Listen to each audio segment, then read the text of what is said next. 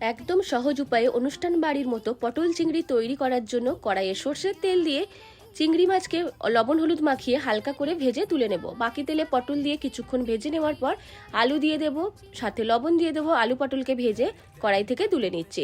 কড়াইয়ে আবার তেল দিয়ে গোটা গরম মশলা, তেজপাতা, জিরে ফোড়ন দিয়ে পেঁয়াজকে দিয়ে কিছুক্ষণ ভেজে নেব। সাথে অল্প একটু চিনি দিয়ে দিয়েছি, দিয়ে দেবো আদা রসুন চারমগজ বাটা।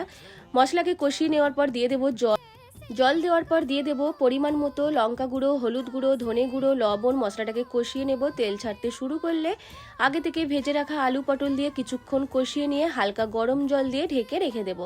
আলু পটল সবকিছু ভালো করে সেদ্ধ হয়ে গেলে ঢাকনা খুলে দিয়ে দেব আগে থেকে ভেজে রাখা চিংড়ি মাছ। সাথে দিয়ে দেব গরম মশলার গুঁড়ো। 1 মিনিট মতো মিডিয়াম ফ্লেমে ফুটিয়ে নেব। তাহলেই সহজে তৈরি হয়ে যাবে অনুষ্ঠান বাড়ির মতো পটল চিংড়ি। পছন্দ করলে ঘি দেবেন, না হলে স্কিপ করবেন। ভালো লাগলে লাইক করতে ভুলবেন না।